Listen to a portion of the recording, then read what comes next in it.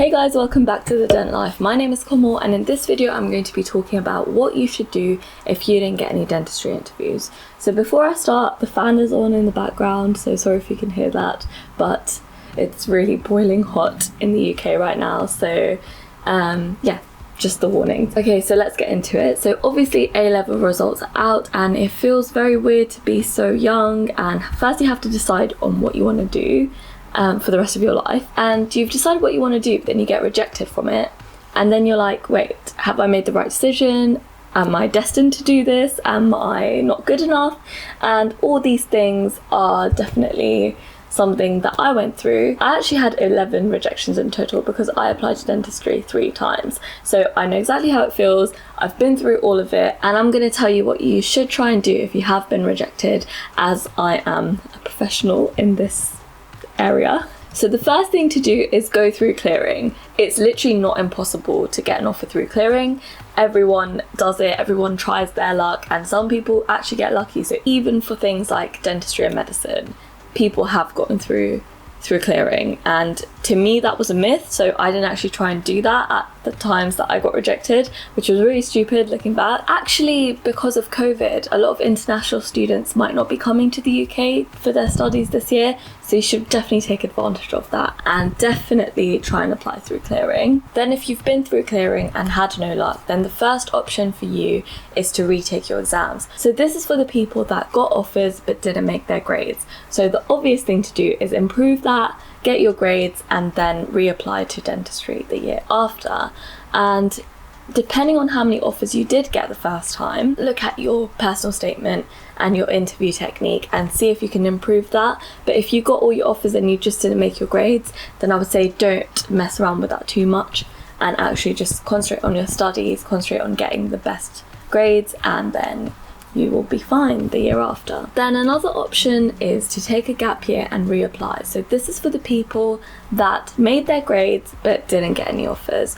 Then you really have to step back and look at why you didn't get your offers, because you had the grades there, so there was obviously something wrong with the other stuff. So was it your UK CAT? Was it your interview? Was it your personal statement? And I did make a video about why I think I got rejected, so go check that out. It might give you some inspiration on how to analyze yourself. So firstly, analyze the weak points. See if it was something you could have worked on. See if it was something you did on the day, for example. Was it nerves or something? And once you figured out what it was, then practice, because practice makes perfect, and then you will be fine. So another option is to study abroad. So this is for the people who actually don't have good enough grades to get into dentistry in the UK, or for people that don't want to take a gap year or redo their exams or do another degree and go through that way. And for the people that can actually afford to pay their university fees abroad, because you won't have things like student finance if you go with this option. So if you have exhausted all of your options in the UK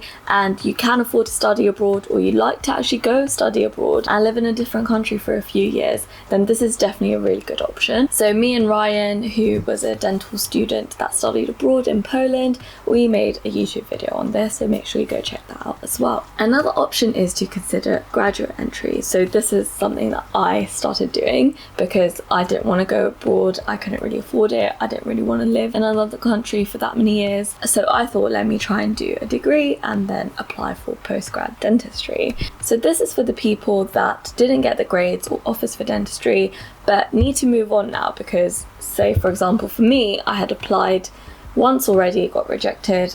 Second time I applied, I was like, okay, I can't just keep reapplying, I need a plan. So I decided to study biomed and try and go through the graduate pathway, but obviously luckily I did get my offer whilst I was studying biomed, which was lucky for me, because I would advise you guys that this should be the last resort. I wouldn't usually recommend this one unless you would be open to the prospect of having a career in the field that you choose to do the course in. So for example, I was doing biomed. I would say to my younger self, only do biomed if you see yourself having a career in biomed, because graduate entry dentistry is very, very competitive. It's like way more competitive than applying the normal route. So I wouldn't recommend this to people, because most likely you're not going to get in through graduate entry, and it will bring you back to square one. You'll have a degree that you don't really like or you didn't plan on using, and it's just a bit disappointing when you do that, because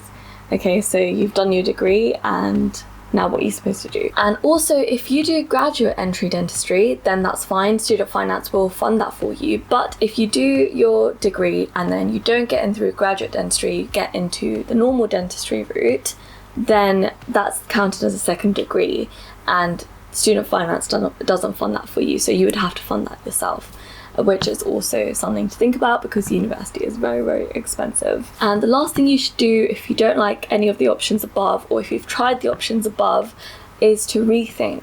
So do you want to do dentistry? Are you willing to go through the emotional, financial, mental stress of getting into dental school? And are there other career options that you haven't considered yet? So either career options that are quite similar to dentistry. So I've gotten a lot of emails in the past, people asking me if they should try optometry instead or pharmacy instead. And I've been like, yeah, if you like the idea of it and you can't get into dentistry, then it's definitely a thing. Like, yeah, go and try that out and see what you think of it. Or after thinking about everything, analysing everything, do you need to look into something that's actually very different to dentistry because you didn't get into dentistry, you don't really like the idea of the other careers that are similar to dentistry or healthcare professions? So do you actually just need to step back and think about other things that you love? So for example, a lot of people that apply to do dentistry, they love art. So okay, you couldn't be a dentist, but is there something else you can consider? So something artistic, I don't know. So just make sure you look at other options as well. If you have tried everything and something just isn't working for you, then you need to obviously move on and look at other things as well. So to summarize, I would say really sit down and think about all these options, make a pros and cons list for all of them. So I've given you a little bit of a start. So then look at the silver lining. So if you've been forced to do a gap year, what can you do in this gap year that will enrich your application? So can you volunteer abroad? Can you work as a dental assistant? Can you learn a new skill that would just enhance your application? So there's a lot of things you can do in this gap year, and it might actually make you a better dental student anyway. Or if you've got your rejections and you've been forced to move to another country to study there, or you've decided to do another degree, be grateful for this as well, because a lot of people don't get the opportunity to live in another country, and a lot of people don't get the opportunity to do 2 degrees. And by doing a degree before dentistry, it might actually really make you a great dental student. You just will be so wise and know everything. So I get why it's really upsetting. I've literally been there, but there's always a silver lining. And remember, please don't put yourself down about this. If I could go back and tell myself this, I really would, but I put myself down about it a lot, and I really let the rejections define me and get to me and make me feel like kind of an imposter syndrome, like I wasn't worth it or I didn't belong there, because obviously I was getting rejected, so I must not be good enough. And I'll be honest, when I got that one offer for dentistry, I really, like, it gave me validation, and I was like, okay, that means I'm not a rubbish person. That is obviously an unhealthy way to think about things, and even when I make these videos or get asked for advice, sometimes I think, am I qualified to do this? Because I did get rejected quite a few times. So obviously the whole point of these videos is to talk through my experiences and the process I went through when applying to dental school, because I've done all the hard work and the overthinking, so I can like compress that and put it on a little platter for you guys, so you don't have to do all the work. And just remember that applying for dentistry is actually not easy. Like, the ratio of people that apply compared to the people that get offers is so crazy. So don't put yourself down about it, don't get disheartened, just pick yourself up, make that pros and cons list and go from there. So I hope this video helped you. If you got rejections and you would like more advice, I'm always happy to respond to comments and emails, so make sure you get in touch, and I'll see you on the next video. Thank you for watching.